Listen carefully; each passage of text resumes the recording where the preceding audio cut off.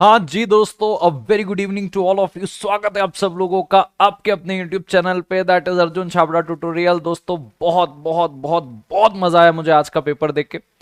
मैं उम्मीद करता हूं दोस्तों आपका पेपर बहुत अच्छा गया होगा। और मैं बताना चाहता हूं जितने भी लोगों ने मुझे टेलीग्राम पे, इंस्टाग्राम पे, सब पे मैसेज भेजा कि सर पेपर बहुत अच्छा गया, बहुत अच्छा गया, सब कुछ अपने बुल सही से आया था, एक्सेट्रा एक्सेट्रा।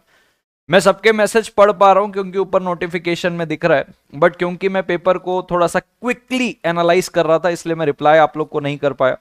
मैं फटाफट कुछ चीजें आपके साथ डिस्कस करूंगा, आज का पेपर भी डिस्कस करूंगा। बट जितने मैसेज अब तक मैंने देखे हैं मुझे ये समझ में आ रहा है दोस्तों कि आपका पेपर बहुत बहुत बहुत बहुत बहुत बहुत जबरदस्त गया, एज एक्सपेक्टेड फ्रॉम आईसीआई। एक पेपर में उनने बवाल मचा दिया था तो दूसरे पेपर में आपको थोड़ी सी राहत भी दी है। एम आई राइट मेरे प्यारे भाई और बहनों? अगर हाँ तो प्लीज अपना लाइक दे के इस बात को अप्रिशिएट करें। थैंक यू सो मच दोस्तों।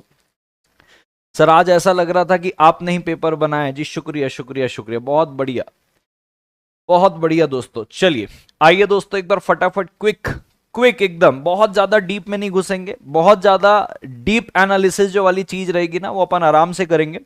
अभी अपन एकदम क्विक करते। बट मैं आपसे एक चीज पूछ बोलना चाहता हूं, मैं जो आपको अभी बताऊंगा बहुत मन पे मत लेना, ठीक है? मैं बहुत क्विकली इसको एनालाइज करके पूरे पेपर को पढ़ के आपके पास लाइव आया हूं। फटाफट मैं आपको ऐसे आंसर बताऊंगा, इसका ये होगा वो होगा करके, और आप सीधा अपने अगले पेपर की तैयारी पे लगेंगे। Wisdom lecture was very helpful. आइए दोस्तों, क्या आपकी इजाजत है? फटाफट अपन क्या इस पेपर का रिव्यू कर सकते हैं? अगर आपकी इजाजत है तो क्या हम इस पेपर का रिव्यू कर सकते हैं? क्या हम रिव्यू कर सकते हैं दोस्तों? लेट्स स्टार्ट दोस्तों, लेट्स स्टार्ट। आइए दोस्तों फटाफट हम इस पेपर का रिव्यू करते हैं। लेट्स गो दोस्तों। दोस्तों सबसे पहले मैं आपको बताना चाहता हूं, ये जो पहला वाला सवाल आपको दिख रहा है मेरे ख्याल से आपको समझ में आ गया होगा। ये वो वाला है जहां पे एजेंसी इर्रिवोकेबल होती है, क्योंकि agency is coupled with interest. ये सेक्शन नंबर 202 पे बैठेगा कि ये वाली एजेंसी रिवोक नहीं हो सकती in the absence of N express contract. अगर एक्सप्रेस कॉन्ट्रैक्ट नहीं है तो क्वेश्चन में तो दिया भी नहीं था, तो आप इसको टर्मिनेट नहीं कर सकते जब तक उसका इंटरेस्ट सिद्ध नहीं हो जाता। बिल्कुल हेम कन्वर ने बोला सेक्शन 202। तो क्वेश्चन अल्टीमेटली अपने को यही पूछा है कि भाई बताओ बताओ क्या ये एजेंसी लॉफुल रहेगी क्या रिवोक करना? तो नहीं होगी क्योंकि एजेंसी कपल्ड विद इंटरेस्ट था। विजडम सेशन का इंपॉर्टेंस बहुत था, बिल्कुल मैं उसी पे आऊंगा भी। देखना विजडम सेशन से बहुत सारी चीजें और लगभग सारे सवाल आपके क्वेश्चन बैंक से आए थे, आपने देखा होगा लगभग सारे सवाल आपके क्वेश्चन बैंक से आए थे। Let's move on. अब दोस्तों देखो ये वाला जो सवाल है ये मिक्सिंग के ऊपर है कि भाई आपने गुड्स मिक्स कर दिया। एक ये वाला बादाम है मामरा बादाम, जिसको आपने मिक्स कर दिया था कैलिफोर्निया आलमंड के साथ। अब तुम देखोगे ना तो ये जो बादाम है अलग अलग क्वालिटी के, आप जितना भी जोर लगा लो, जितना मेरी समझ कहती है, मेरे लिमिटेड नॉलेज में दोस्तों, क्योंकि मैंने बहुत क्विकली इसको एनालाइज किया है, आप इसको सेपरेट नहीं कर सकते। बराबर है? क्योंकि एक कैलिफोर्निया आलमंड है और दूसरा मामरा बादाम है।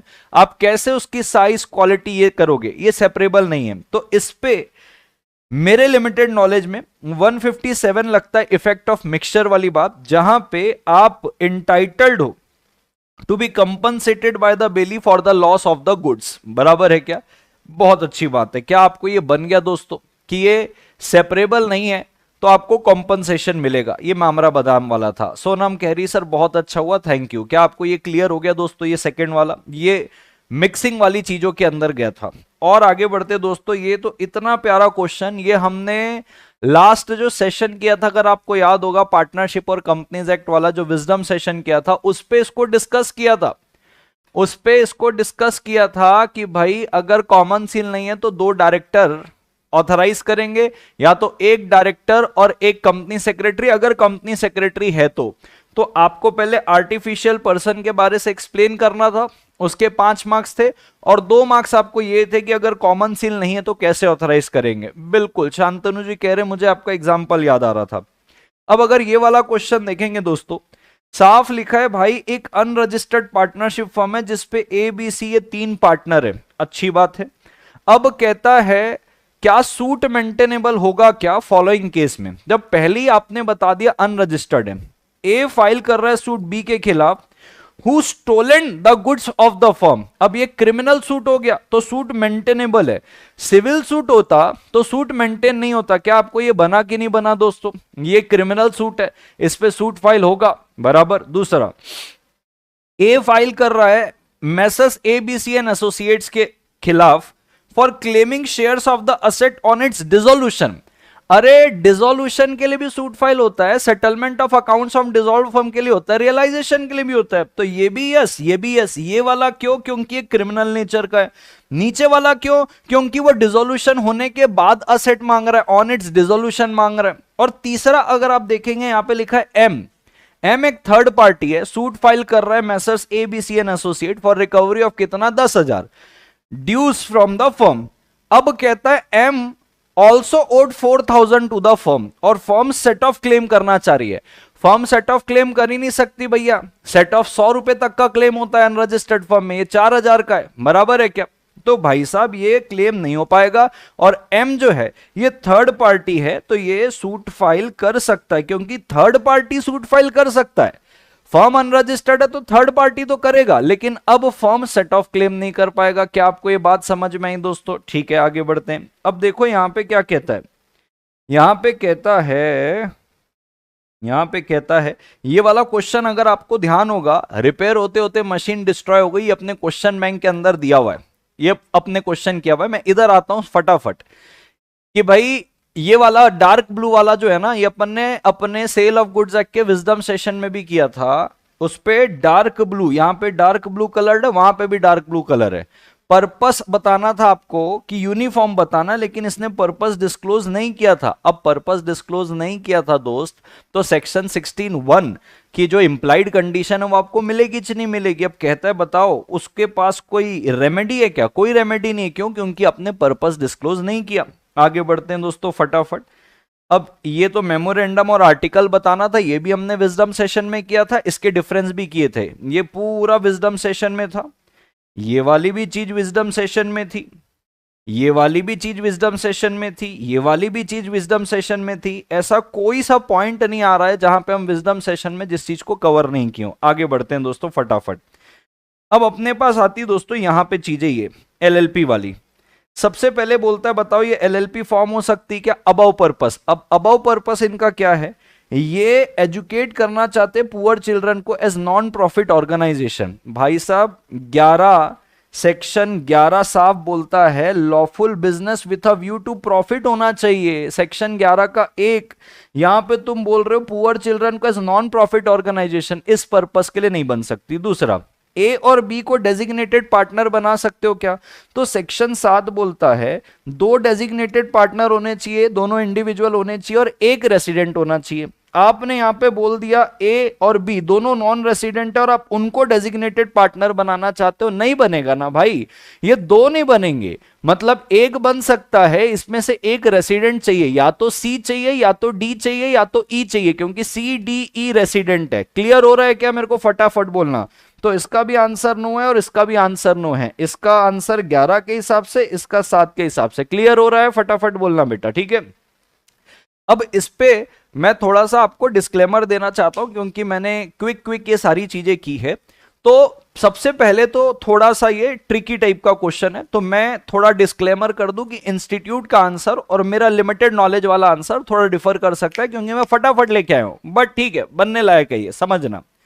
अब सबसे पहले कहता है भाई साहब यहां पे जो व्यक्ति है एक्स, बड़ा सीनियर पार्टनर है 75 साल का, वो एस नाम के 17 साल के ग्रैंडसन को अपना ट्रांसफर करना चाहता है शेयर। अब उसको कहते वाई और जेड पहले तो इंटरेस्टेड नहीं थे, ठीक है। उसके बाद जैसी पता चला माइनर है तो वह एग्री कर गए उसको पार्टनर के कैपेसिटी में एडमिट करने के लिए। अरे माइनर है वो, पार्टनर कैसे बनेगा? पार्टनर नहीं बन सकता। हाँ, आप उसको एज अ पार्टनर नहीं बना सकते। अब सवाल आता है यहां पे देखो, सबसे पहले क्या एक्स रिटायर हो सकता है? पार्टनरशिप एट विल है तो सबको नोटिस देगा, 32 के हिसाब से एक्स रिटायर होगा। वो इंट्रोड्यूस एस को, माइनर को एज अ पार्टनर कर सकता है क्या? नहीं ना भाई, पार्टनर नहीं, एज अ बेनिफिशियरी हो सकता है। वो बेनिफिशियरी हो सकता है, पार्टनर नहीं हो सकता। वैसे चलिए जीवन पे आगे बढ़ते हैं। अब आता है ये वाली बात, ओपीसी को क्या तुम एक प्राइवेट कंपनी में कन्वर्ट कर सकते हो? यस, ओपीसी प्राइवेट कंपनी में कन्वर्ट हो सकती है। तो आरएम का जो डिसीजन है कि प्राइवेट को आप 1% प्राइवेट लिमिटेड को आप 1% कंपनी में कन्वर्ट करना चाहते हो, ये हो सकता है। प्राइवेट कंपनी कन्वर्ट हो सकती है 1% कंपनी में। किस पे कन्वर्ट नहीं होगी दोस्त? वो सेक्शन 8 कंपनी में कन्वर्ट नहीं होगी, बराबर है क्या? तो सेक्शन 8 कंपनी में थोड़ी बोला है आप प्राइवेट कंपनी को ओपीसी में कन्वर्ट कर रहे हो। अब दूसरा समझना, कहता है देखो, इसको ना थोड़ा सा ट्रिकी तरीके से पूछा है। When Mrs. RM's decision to nominate her brother Mr. AK as a nominee is not legally valid, कब legally valid नहीं होगा? पहली बात तो वो जो AK को अपॉइंट की वो सही है भाई, वो इंडियन सिटीजन है, नेचुरल पर्सन है, चलेगा। कब ऐसा होता कि उसका अपॉइंटमेंट लीगल नहीं होता? बराबर। तो कहता है अगर वो इंडियन सिटीजन नहीं होता तब तुम अपॉइंट कर रहे हो तो लीगली वैलिड नहीं है। वो नेचुरल पर्सन नहीं होता तब अपॉइंट कर रहे हो तब लीगली वैलिड नहीं। बात को समझ पा रहे हो? कब लीगली वैलिड नहीं होता? तो बोले जब इंडियन सिटीजन नहीं होता, जब नेचुरल पर्सन नहीं होता। रेसिडेंट वाली बात तो ऑलरेडी ऑप्शनल ही है, बराबर है क्या? ठीक है, मैं फिर बोल रहा हूं, आपने जैसा लिखा है बढ़िया लिखा है, मेरे को पता है आपको सब अच्छे से आता है। मैं जीवन में आगे बढ़ता हूं दोस्तों फटाफट। यहां पे आते हैं अपन। ये देखो, ये इनविटेशन टू ऑफर वाला है, सेल्फ सर्विस वाली सुविधा थी, आप लेके गए। कैशियर ने लगभग अगर आप देखोगे तो कहता है 9 आइटम एक्सेप्ट किया, लेकिन रिमेनिंग 1 एक्सेप्ट नहीं किया। तो क्या तुम उसको कंपेल कर सकते हो? नहीं कर सकते हो। ये इन्विटेशन टू ऑफर है, आपने उसको ऑफर करके दिया है, बिल्कुल करेक्ट बात है। चलिए जीवन में आगे बढ़ते हैं। ये वाला भी क्वेश्चन श्रीमती प्रकाश के नाम से हमारे क्वेश्चन बैंक के अंदर ऑलरेडी इंक्लूडेड है। और आगे बढ़ते हैं दोस्तों। यहां पे अगर बात करें तो ये बेल्फोर वर्सेस बेल्फोर में चले गए, डोमेस्टिक रिलेशनशिप वाला है, कोई लीगल इंटेंट नहीं है सूट फाइल करने का।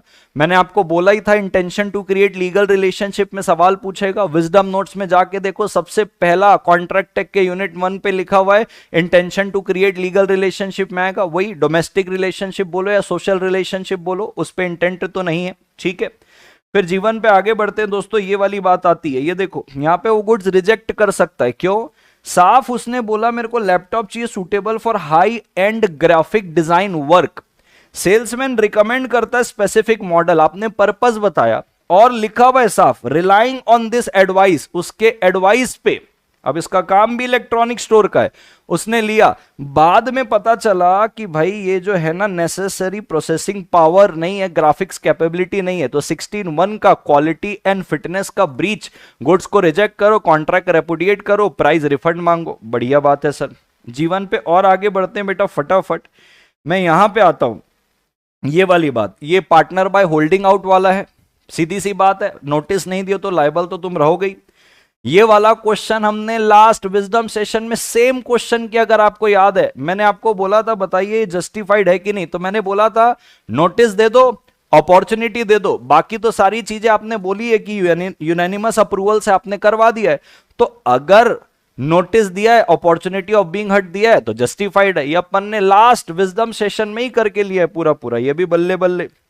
अब देखो ये ट्रू और फॉल्स बड़ी नई चीज आई इस बार, बराबर। ट्रू और फॉल्स कहता देखो, pledge of documents of title to goods by a mercantile agent with consent of owner is invalid pledge. अरे वैलिड होता है, वैलिड प्लेज होता है वो। तो इसका आंसर फॉल्स है, क्योंकि आपने इनवैलिड प्लेज लिखा हुआ है, बराबर है, वो वैलिड होता है।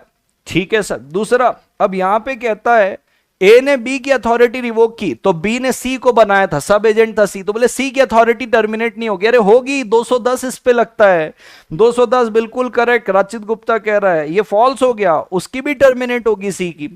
कॉन्ट्रैक्ट ऑफ लाइफ इंश्योरेंस जो है वो कॉन्ट्रैक्ट ऑफ इंडेमनिटी में नहीं आता, बिल्कुल सही बात है, मॉड्यूल पे भी लिखा हुआ है। ठीक है, चलिए बहुत बढ़िया। ठीक है, लॉ बी लाइक, ऐसे टीचर ने तो मेरा खौफ खत्म कर दिया, बराबर है। अब उसके बाद दोस्तों अपन यहां चलते हैं। ये देखो, ये फ्री कंसेंट के ऊपर सवाल है, ये डायरेक्ट क्वेश्चन क्वांटम मेरिट, और ये अपने को सेल वर्सेस हायर परचेस का डिफरेंस बता रहा है। कसम से बोल रहा हूं भाई, विजडम सेशन जो अपन ने किया था ना, उससे ही सारा सवाल आया है, उससे ही सारा सवाल आया है। आई होप दोस्तों आपको ये क्विक एनालिसिस बड़ा हेल्प किया होगा। मैं समझ पा रहा हूं, हो सकता है 2-4 चीज आपकी आगे पीछे हो गई होगी, लेकिन ट्रस्ट मी, पेपर आपने पूरा अटेम्प्ट किया तो 2-4 आगे पीछे हुई होगी। पेपर बहुत अच्छा आया था। कुछ क्वेश्चन को छोड़ दूं तो पेपर बहुत अच्छा आया था। कुछ क्वेश्चन आप समझ गए होगे कौन से कुछ क्वेश्चन बोल रहा हूं।